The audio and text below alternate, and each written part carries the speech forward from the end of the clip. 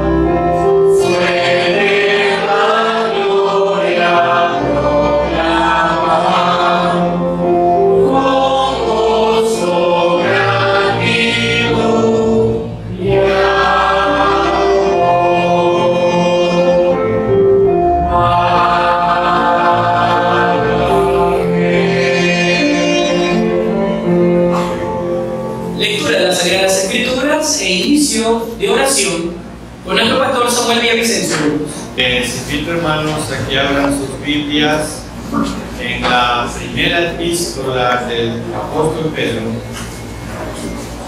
para ir al capítulo 4 y leer dos versículos del 7 al 9.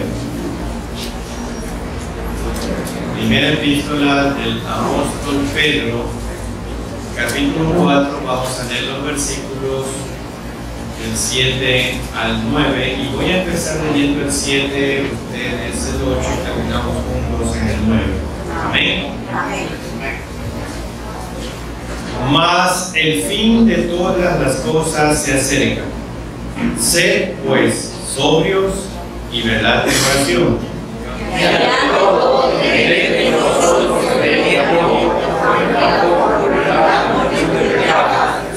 Y juntos en nuevo hospedamos los unos a los otros sin murmuraciones.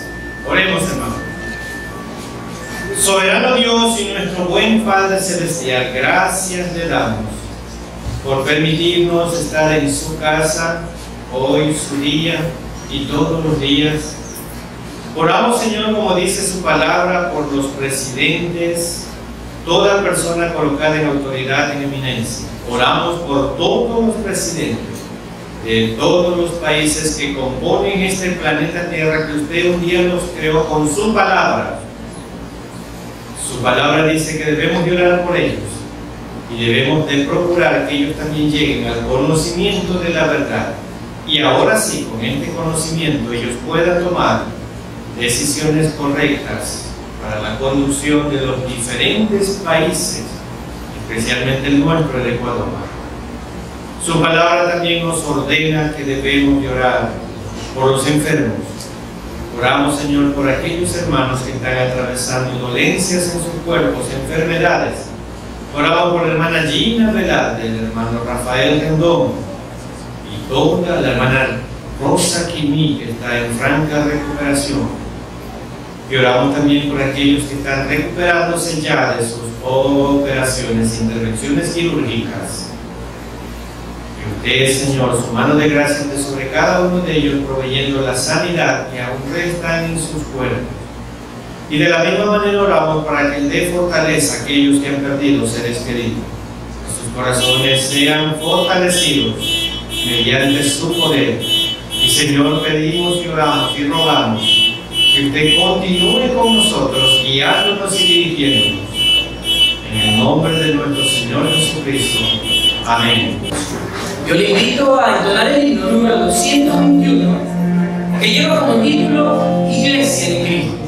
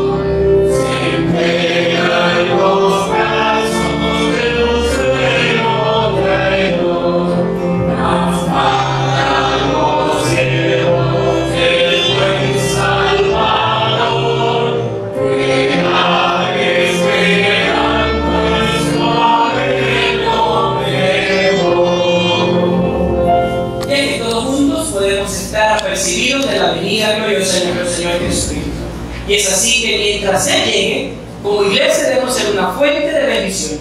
Te invito a ponerse en pie para cantar el himno número 225.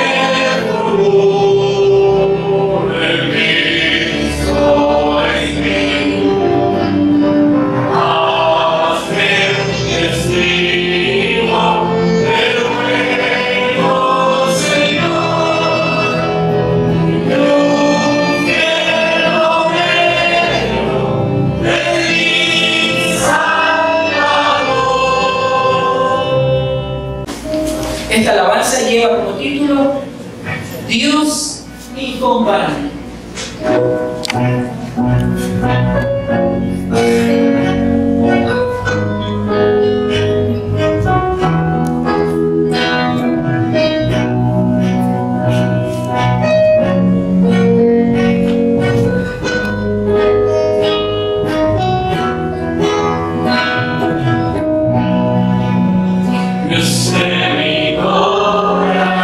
Corazón, en el nombre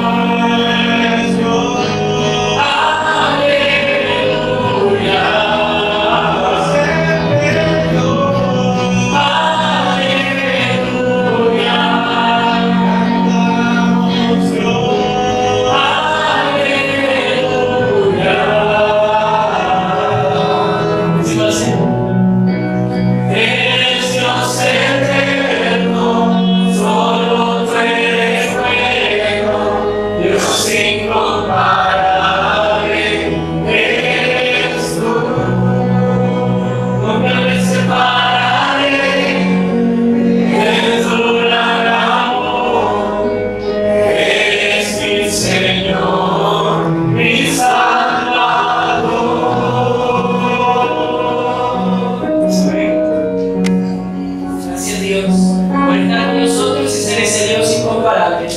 Un Dios maravilloso que no ha cambiado, que sigue siendo el mismo ayer, hoy y siempre. De permitir que el Espíritu Santo que mora en cada uno de nosotros abra nuestro entendimiento y corazón para poder escuchar y obedecer su palabra, que nos trae el licenciado Samuel Villavicencio Burgos con el tema Prácticas para alistarnos para el fin. Práctica para alistarnos para el fin. Escuchemos con atención y reverencia. 15 años después de la Reforma Protestante, y como ustedes saben muy bien, la Reforma Protestante la inició Martín Lutero allá en Alemania. Él era un sacerdote y él logró tener las Biblias y se dio cuenta de que había muchos errores de la Iglesia Católica. Y entonces, 15 años después de esta reforma, un pastor predijo que Cristo regresaría el 19 de octubre de 1533 a las 8 de la mañana. Su predicción terminó cuando un gran revuelo, porque Martín Lutero, el famoso reformador, no estuvo de acuerdo con él. Sin embargo, a pesar de la división, una gran multitud se reunió con este pastor temprano en la mañana en esa fecha. Se cumplió el tiempo señalado, las 8 de la mañana, y nada ocurrió. Poco a poco se fue yendo la gente, hasta que finalmente el pastor se quedó parado allí solo. Hermano, las predicciones de los creyentes, entre otras cosas, solo aumentan la burla del mundo incrédulo. Esto no solo hace que los incrédulos se burlen del Evangelio, también diluye la credibilidad del juicio venidero. Y otro año en el que también se predijo que vendría Jesús, Cristo, es en el año 2011. Fue otra fecha donde se predijo la venida de Cristo. Esto es lo que dijo en esa fecha los ateos y humanistas de Carolina del Norte. ¿Qué dijeron ellos? Aunque lo absurdo de esta predicción es obvio para la mayoría del mundo, esta es una gran oportunidad para resaltar estas extrañas creencias y crear conciencia de la necesidad de la razón. Eso llevaron en conclusión estos humanistas ateos de Carolina del Norte.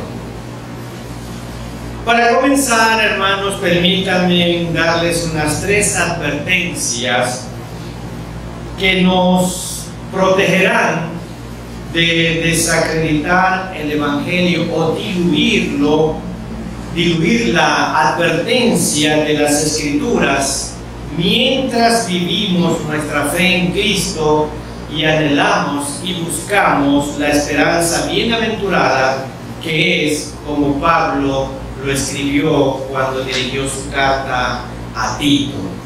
Así que vamos a tener un poco de escatología en esta mañana, así que ponga mucha atención para aquellos que les gusta saber el futuro, qué dice la Biblia acerca del futuro. Así que no se me quede dormido y ponga mucha atención, si no va a perder el hilo de este mensaje en esta mañana. Vamos a leer Tito capítulo 2, versículo 13. Tito 2, versículo 13. Carta que escribe el apóstol Pablo a Tito. Vamos a leer del capítulo 2, del versículo 13. Y miren la primera parte, la primera palabra de este versículo dice: aguardando la esperanza bienaventurada y la manifestación gloriosa de nuestro gran Dios y Salvador Jesucristo. Bueno, vamos a ver 3 advertencias y voy a enumerarlas en el siguiente orden. Advertencia número 1, ponga mucho cuidado y mucho oído. La Escritura no proporciona ninguna predicción de un día, un año, un siglo, para ningún evento futuro. Y la pregunta es, ¿por qué no? ¿Por qué no predice la Biblia qué va a ocurrir? Bueno, porque el Señor dijo en Mateo 24:36. En Mateo 24:36 el Señor nos dice lo siguiente, especialmente en la primera parte de este versículo, dice: pero el día y la hora nadie sabe, ni aun los ángeles de los cielos, sino solo mi Padre. Eso dice Jesús. En cuanto al día y la hora, nadie sabe, dice. El predecir cualquier hora, día, semana, mes, año, siglo o milenio está equivocado. Y de hecho es desobediencia a los principios bíblicos. Así que si usted quiere saber y tener una fecha, está desobedeciendo lo que Dios dice en su palabra. Usted no se preocupe de eso, eso ya se preocupa a Dios. Advertencia número 2. No hay una señal específica que deba cumplirse antes de que la iglesia sea arrebatada. Todos los libros sobre señales de terremotos, lunas de sangre, hambrunas y desastres, esas son cosas que se cumplirán durante el periodo de la tribulación. Los desastres naturales descritos por el apóstol Juan en el libro de Apocalipsis, de los que escuchamos todos los días, no son los que se han predicho para la gran tribulación. Así que no se preocupen.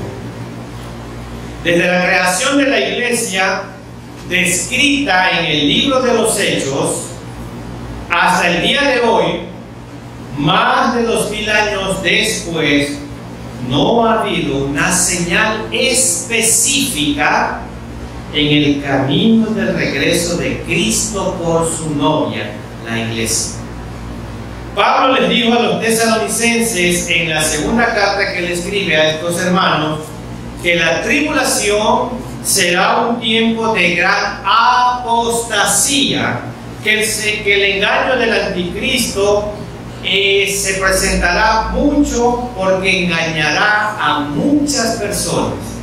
Y vamos a leer segunda carta de Pablo a los tesalonicenses, capítulo 2, para leer 2 versículos del 1 al 5. Y ponga mucha atención a estos versículos, que es lo que sí sabemos. Segunda carta de Pablo a los tesalonicenses, capítulo 2, voy a leer los primeros 5 versículos y ponga mucha atención y ponga el dedo en el versículo que vamos a leer. Amén. Amén. Pero con respecto a la venida del Señor Jesucristo, así empieza, y nuestra reunión con Él como su novia, como su iglesia, os rogamos, hermanos, ¿qué es lo que nos ruega Pablo cuando escribe esta carta a los hermanos en Tesalónica? Que no os dejéis mover fácilmente de vuestro modo de pensar. Su manera de pensar no se deje mover. Ni os conturbéis, ni por espíritu, ni por palabra, ni por carta, como si fuera nuestra, en el sentido de que el día del Señor está cerca. Miren todo lo que está advirtiendo Pablo. En el sentido de que el día del Señor está cerca. Versículo 3.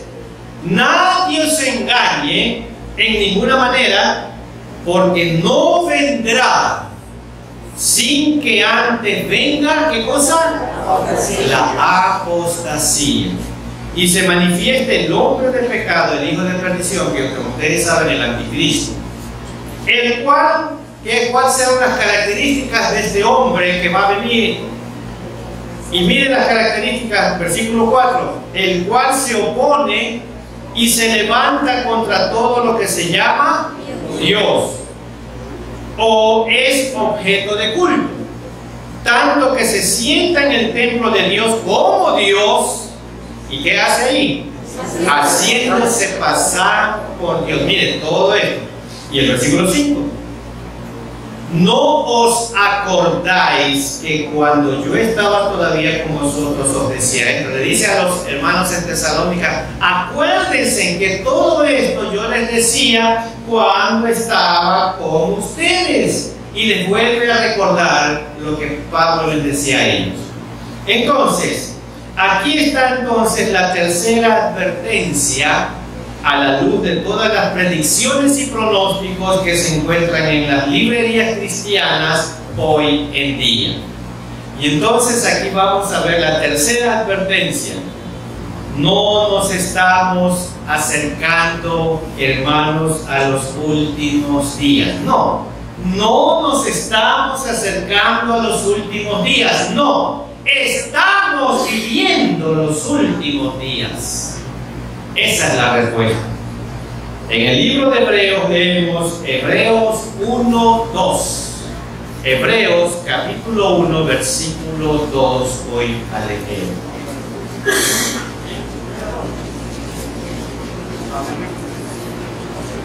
Amén.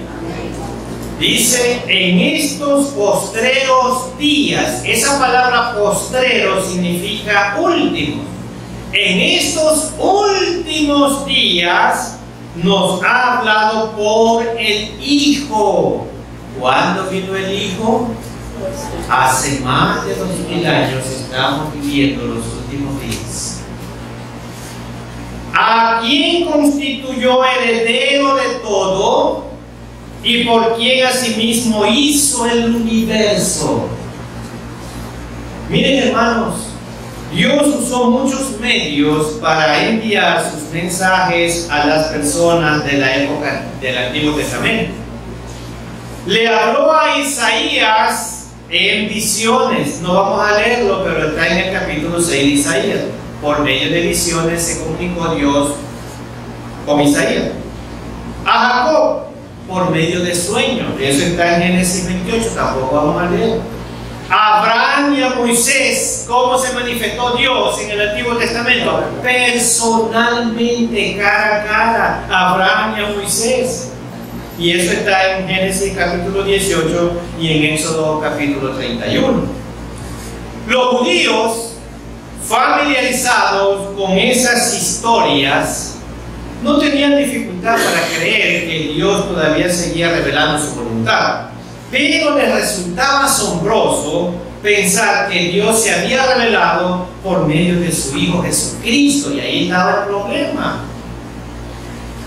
Él es el cumplimiento y la culminación, y escuchen bien esto, Jesús es el cumplimiento y la culminación de las revelaciones de Dios a través de los siglos.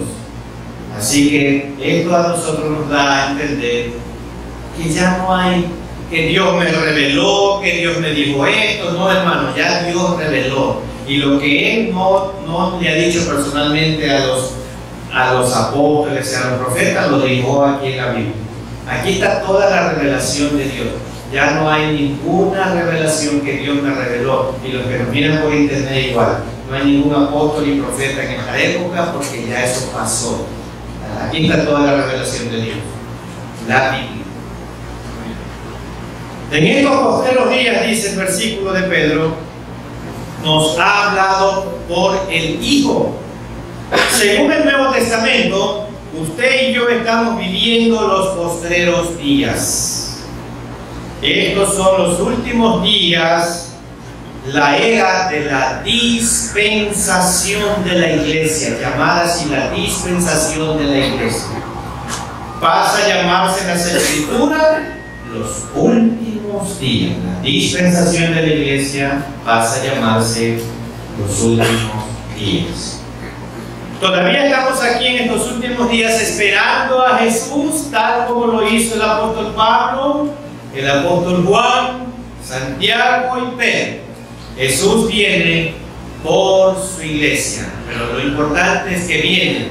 Lo que no importa es cuándo viene, lo que sí importa es que viene. Y usted no esté lucubrando y haciendo tantos cálculos que nadie sabe cuándo va a venir. Pero Él no ha vuelto aún. Entonces la pregunta es, ¿qué es lo que tenemos que hacer como hijos de Cristo, como hijos de Dios ahora? ¿Qué es lo que tenemos que hacer?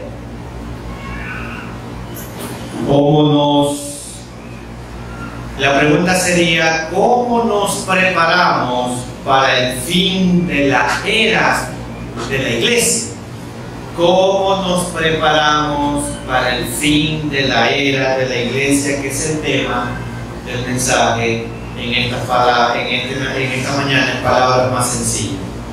¿Cómo nos preparamos para el fin de la era de la iglesia? Eso es exactamente lo que Pedro nos dice en su carta, y les pido que abran sus Biblias en la primera epístola de Pedro, capítulo 4, y empezamos a analizar el versículo 7. Para dar respuesta a cómo nos preparamos para el fin de la era de la iglesia. Y primera de Pedro 4:7 dice así: mas el fin de todas las cosas, ¿qué pasa? Se acerca. Hasta ahí vamos a analizar. Miren, hermanos, el fin de todas las cosas se acerca. En otras palabras, el próximo evento en el calendario profético es ciertamente el rapto de la iglesia. Ese es el próximo evento. Pedro lo describe. Está cerca, dice. Está cerca, o sea, es eminente.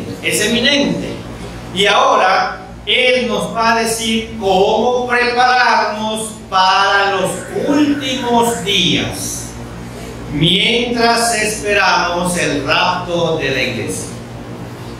Meditaremos entonces en 5 formas de responder a esta noticia de Pedro.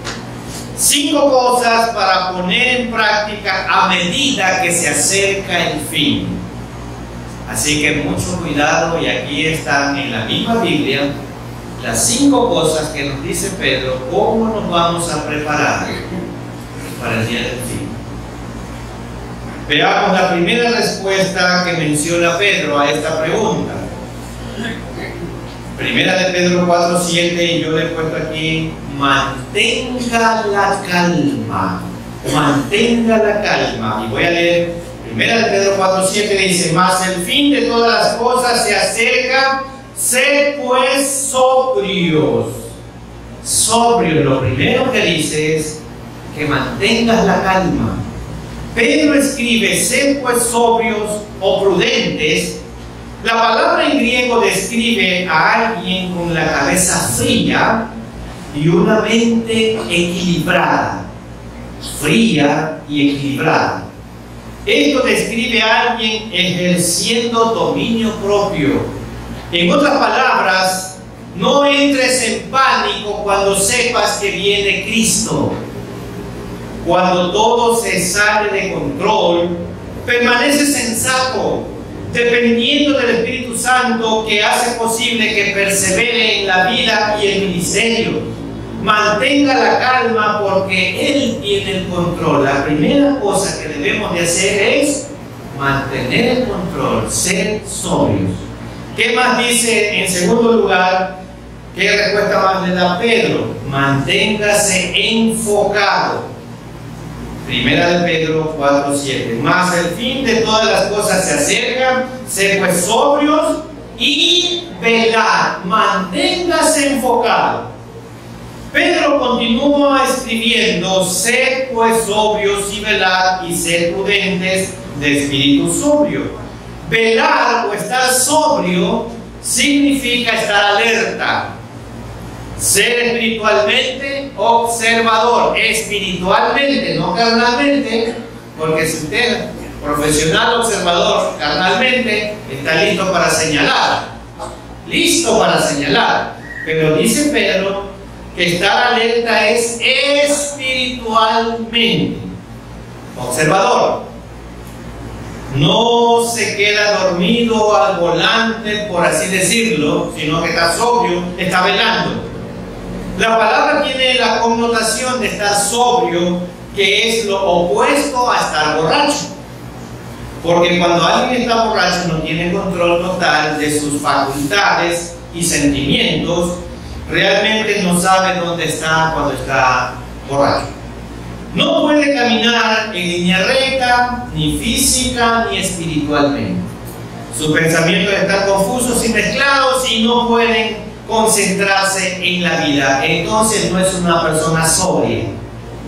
El cristiano necesita saber cómo caminar, hacia dónde debe de caminar, dónde poder pensar con claridad y verdad. Así que Pedro está usando verbos que literalmente y metafóricamente significa mantente alerta, mantente alerta. No entrar en pánico, pensar en la vida desde la perspectiva de Dios. Manténgase alerta, mantenga la calma y manténgase enfocado. Esto también significa que no renuncia a su trabajo, y escuche bien, porque salieron algunas noticias de esto. No renuncia a su trabajo porque Jesús podría regresar hoy. Y como Jesús ya habían algunas fechas que han puesto de que va a regresar, y la gente comenzó a renunciar a su trabajo. Se mantiene trabajando diligentemente y viviendo con un sentido constante de propósito a la luz de la hora desconocida de la venida de Cristo. Lo que Pedro ofrece a continuación es el secreto para mantener este tipo de equilibrio, este tipo de calma, de sensatez y discernimiento. ¿Cómo vamos a mantener todo esto en calma, en equilibrio? El discernimiento, bueno, el punto número 3 que dice Pedro es: siga orando. La última parte del versículo 7. Mas el fin de todas las cosas se acerca, sed pues sobrios y velad en oración. O sea, siga orando. No siga investigando el día que va a venir, siga orando. Hay cosas que pueden alarmarlo. Y claro que sí, como los hechos de muerte y horror que estamos viviendo estos meses en nuestra ciudad, en nuestro país. Y eso son hechos que nos están horrorizando. Todos los días o casi todos los días vemos en los noticiarios cómo son asesinados muchos presos en las mismas cárceles. Dios nos dice a través de las Escrituras que debemos tener el hábito y la práctica de la oración. Hace 2 o 3 días mataron al jefe de la policía de San Borondón. Estaba desayunando un bolón mixto ahí en algún lado y llegan unos sicarios y asesinan a él y a otro más que lo acompañan. Así es, hermano, estamos viviendo tiempos difíciles aquí en el Ecuador, Guayaquil, Ecuador, una ciudad que está tomada por unos carteles de droga que controlan casi todo en el Ecuador. Así es. Varias veces el Nuevo Testamento le manda al creyente a velar y a orar. Y vamos a leer Mateo 26, 41. Antes de leer esta porción, permítanme unas palabras de introducción a esta lectura que vamos a hacer. Miren, hermanos, Pedro, que es el que está escribiendo lo que estamos leyendo, Pedro repasa una lección que aprendió de la manera más difícil, y él nos está enseñando eso, cómo él de una manera muy difícil aprendió esta lección. ¿Cree que él alguna vez olvidó la invitación personal del Señor de orar con él en el huerto de Getsemaní? Personalmente, Jesús escoge a un grupito especial y los invita al huerto de Getsemaní.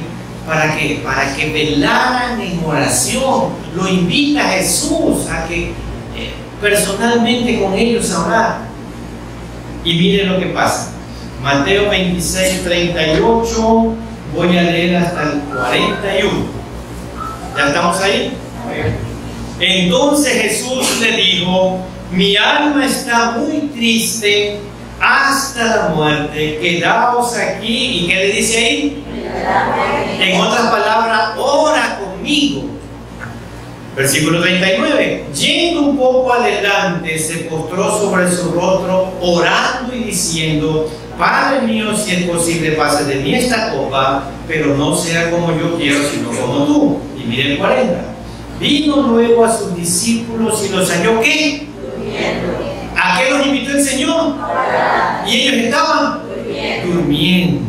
Y dijo a Pedro: así que no habéis podido velar conmigo una hora. Velad y orad, para que no entréis en tentación. El espíritu a la verdad está dispuesto, pero la carne es débil.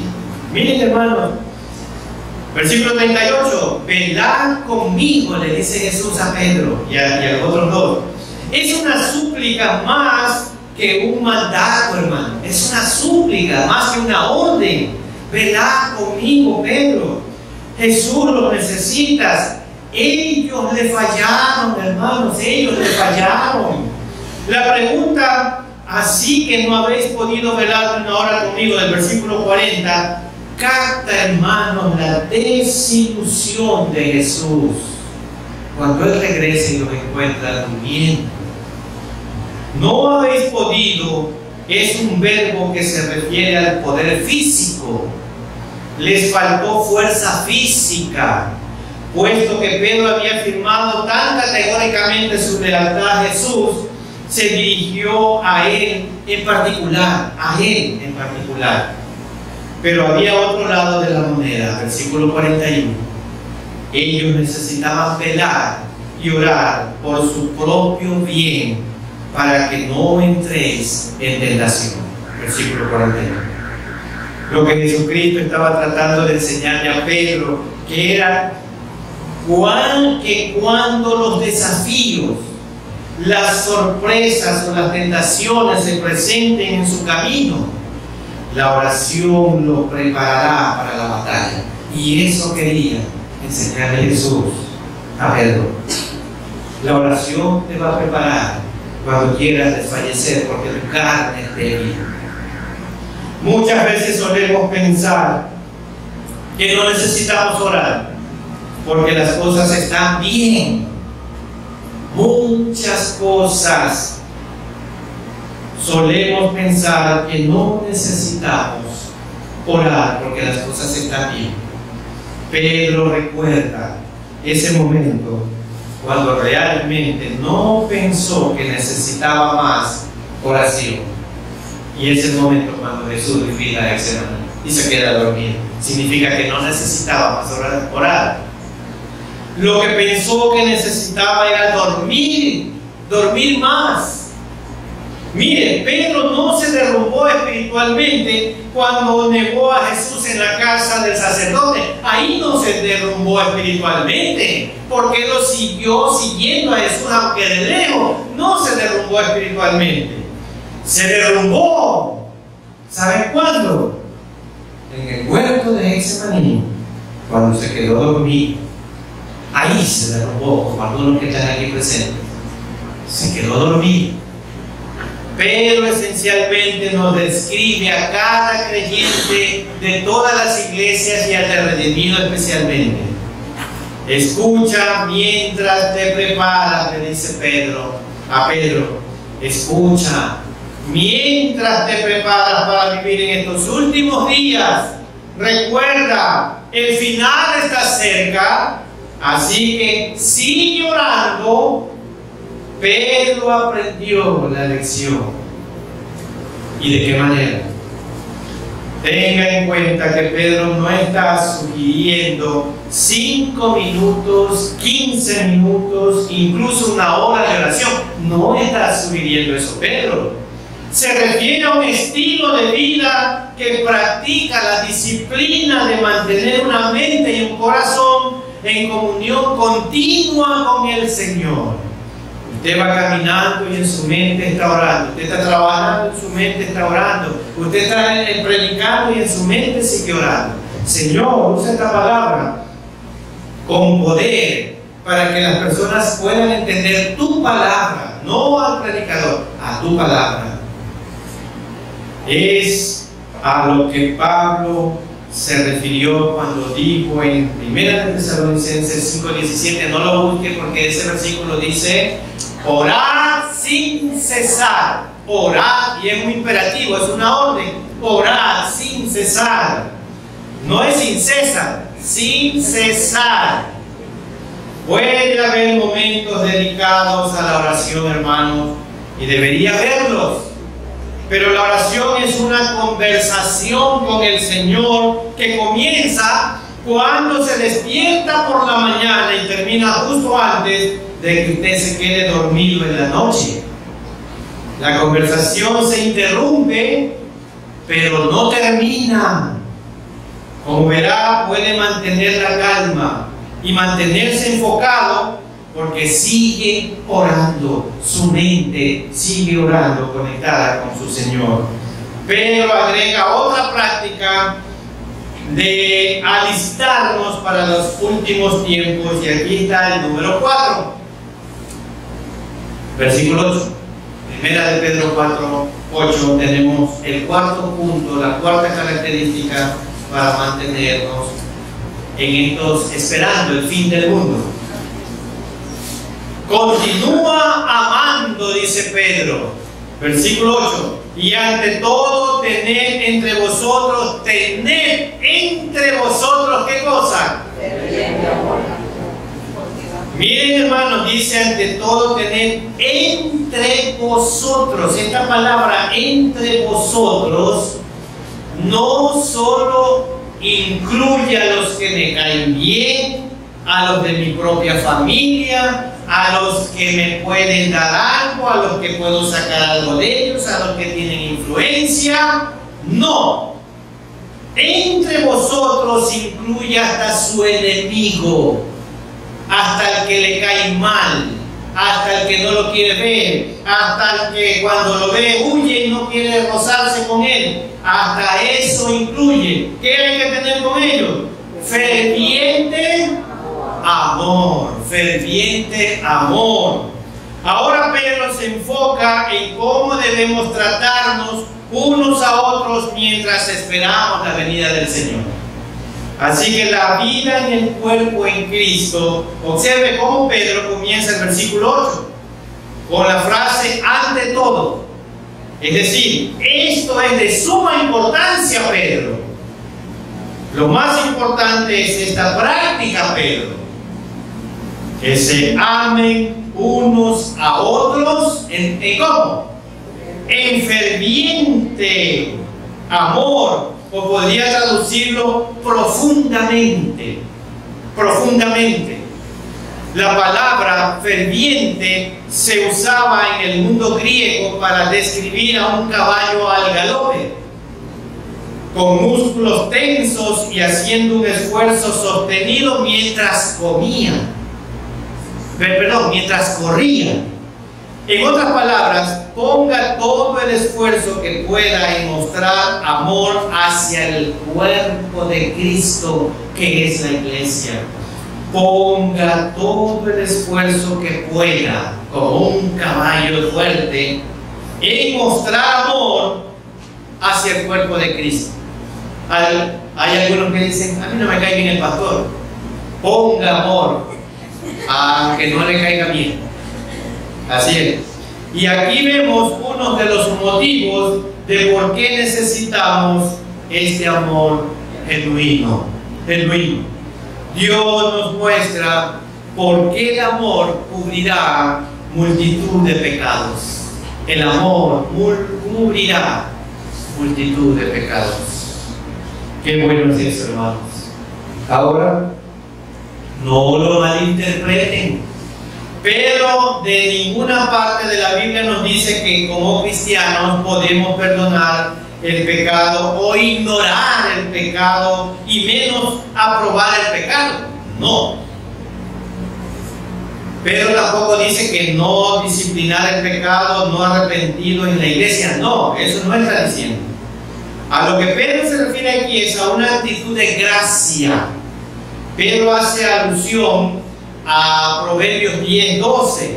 Yo voy a leer Proverbios 10:12, dice: el odio despierta rencillas, pero el amor cubrirá multitud de pecados.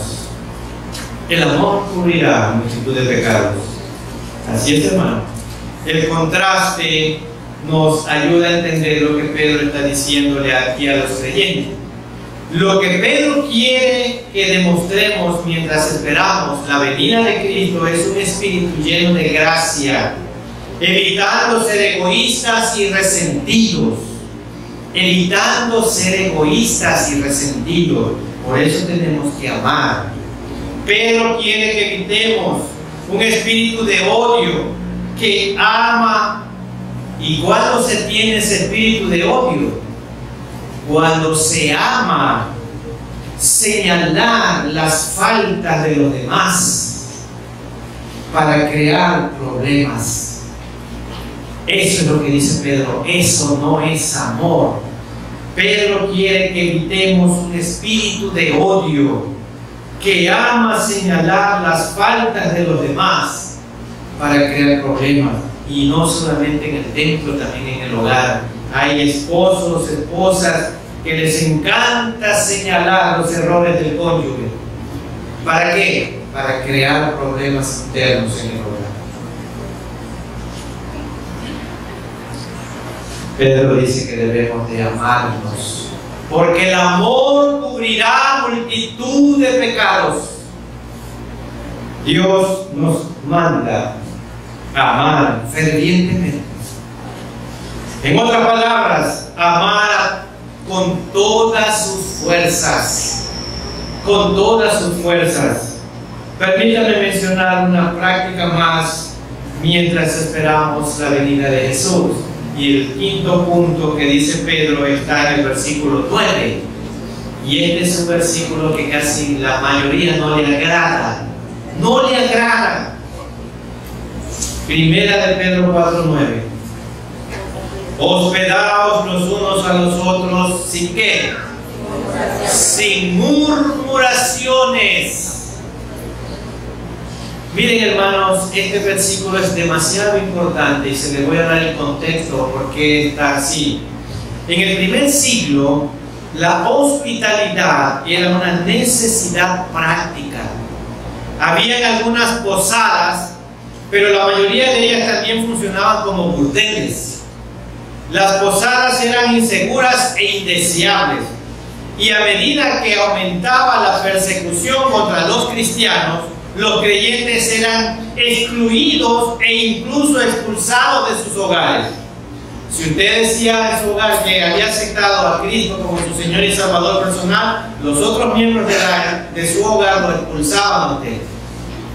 Tenga en cuenta que durante los primeros 200 años que se inició la iglesia, no había edificios dedicados a la iglesia, no había estos templos.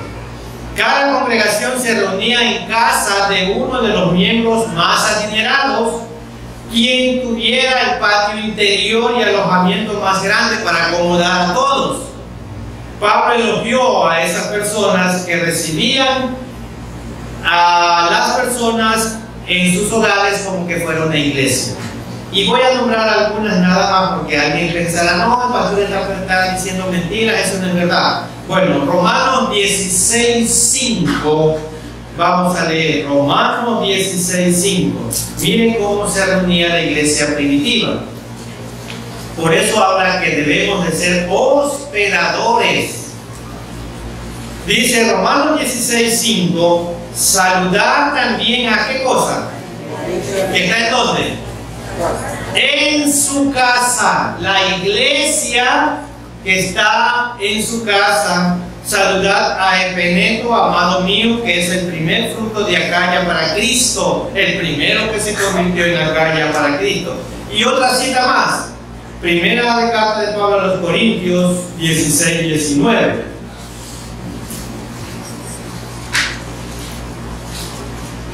¿Ya estamos ahí? Primera carta de Pablo a los Corintios 16, 19. Las iglesias de Asia os saludan.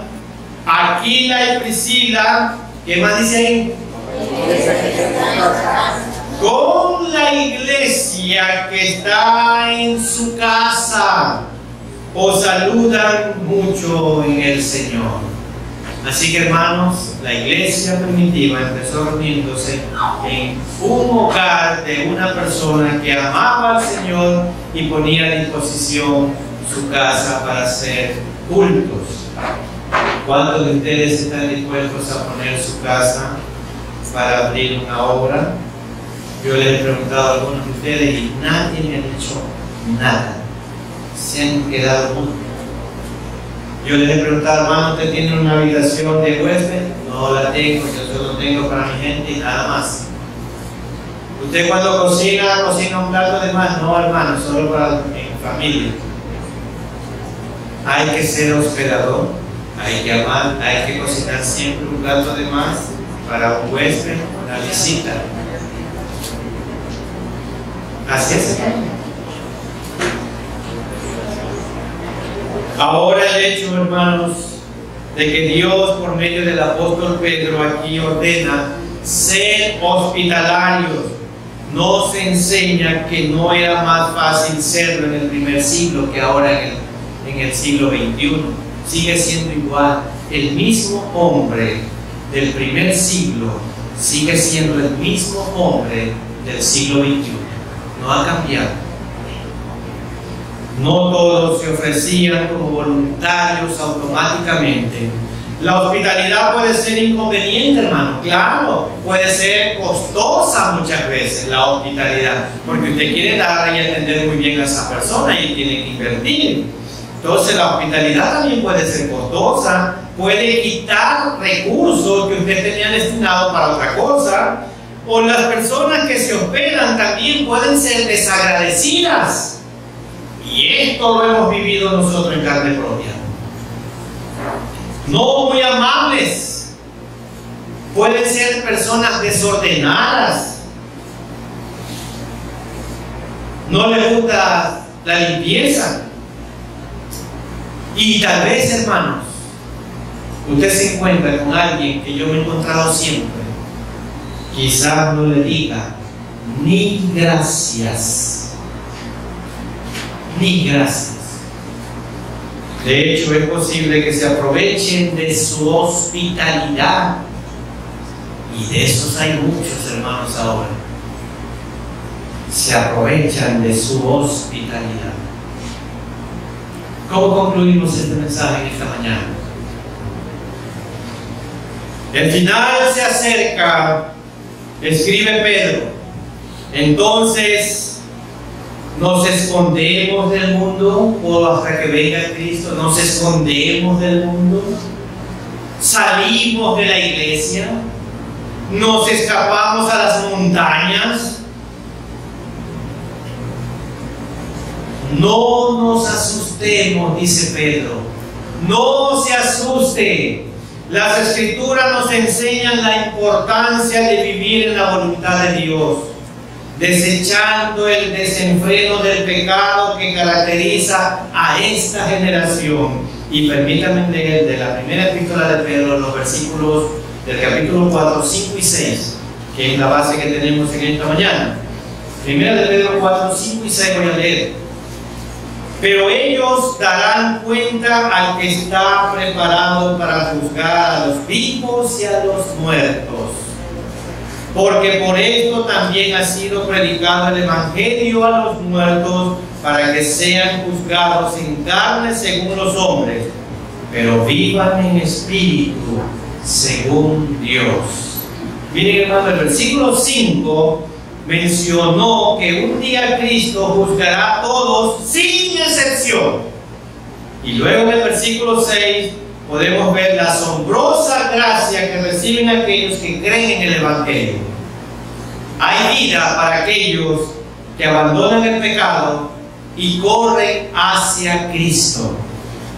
Manténgase enfocado, siga orando, continuemos amando gentilmente a los demás y manténgase involucrado y disponible para los que pasan por necesidad.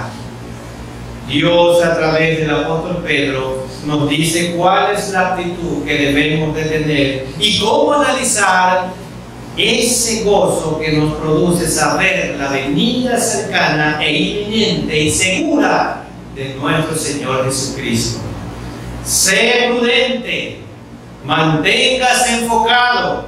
Pedro nos recuerda la importancia de cultivar una mente que esté preparada para actuar conforme a la verdad de Dios, con prudencia y sobriedad. Nos dará como resultado una vida con dominio propio sobre sus instintos en público y en privado, que es capaz de discernir sus emociones y que no es arrastrada por cualquier pensamiento o pasión pecaminosa. La templanza, la sobriedad y la disciplina son elementos claves para crecer en la oración, ya que una mente desenfrenada y seducida por emociones fuera de control no podrá experimentar la plenitud que se encuentra usted en los pies de Cristo. Todo eso lo puede encontrar en los pies de Cristo. Y no se escandalizará con asuntos acerca de la venida de Cristo, sino que podrá ver su vida a la luz de la eternidad. Y eso es lo que Pedro quiere. No se preocupe por la fecha cuando vendrá Cristo. Preocúpese por ver su vida a la luz de la eternidad. Sé ferviente en el amor por los demás. La palabra ferviente en medio del mandato de amar a los demás nos dice cuál es la actitud con la que debemos amarnos, con la que debemos darnos con intencionalidad y diligencia. Ese es el tipo de amor que nosotros hemos recibido. Un amor que se desprendió del trono mismo de Dios para mostrarnos a nosotros viles pecadores. Un amor que sufrió hasta lo sumo y que cubrió cada uno de nuestros pecados. Ese es el amor que necesitamos dar. Un amor decidido, un amor que se esfuerza, un amor que sale de su zona de confort y que perdona. No uno ni dos faltas, sino una multitud de ellas.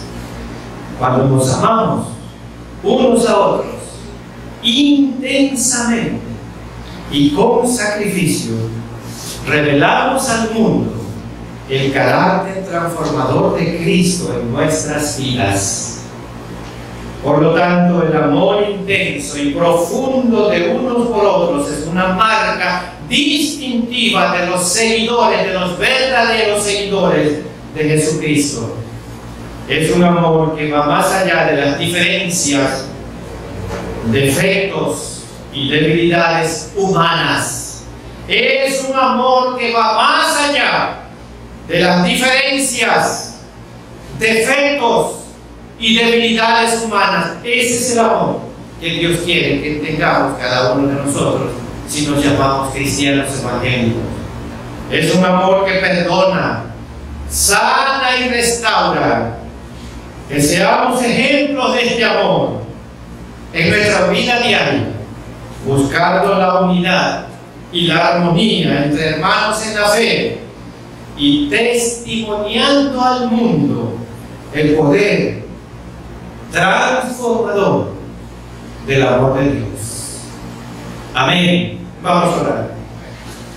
Soberano Dios y nuestro gran Padre Celestial, gracias te damos por tu palabra que es viva y eficaz, penetra nuestra mente y nuestros corazones. Señor, que podamos poner estos principios del apóstol Pedro, que con su vida y experiencia nos dice que lo más importante no es cuando tú regreses, sino cómo estamos esperando tu segunda gloriosa venida. No tenemos que estar atribulados, sino que tenemos que estar gozosos de una esperanza gloriosa que va a ser tu segunda y gloriosa venida a este mundo por tu iglesia. Señor, que podamos poner como hábito estos principios en nuestras vidas. Lo rogamos en el nombre que es sobre todo nombre, el nombre de nuestro Señor Jesucristo. Amén.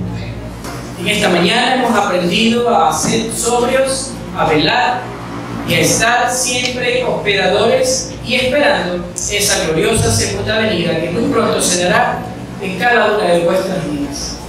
A continuación, mientras se recogen los diezmos, para que de esa manera haya sustento en la casa del Señor, yo les invito a cantar el himno número 307,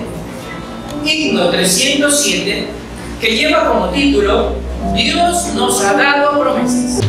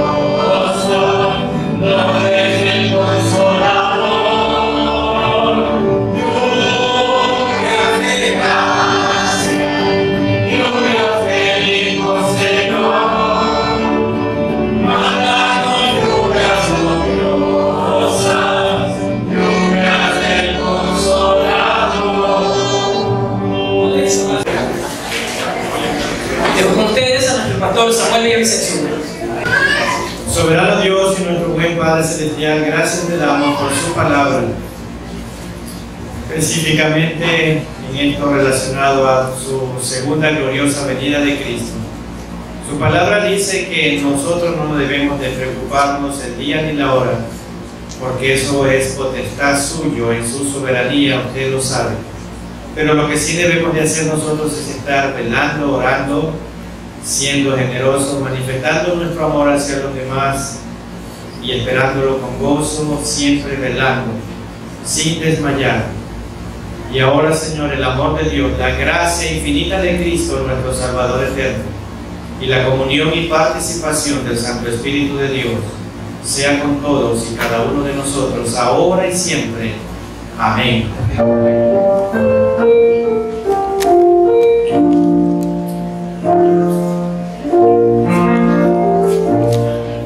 Dios te bendiga, protección sea su gracia, siempre tu sostén, su ángel velando, tu redor esté, dándole abrigo. por doquier.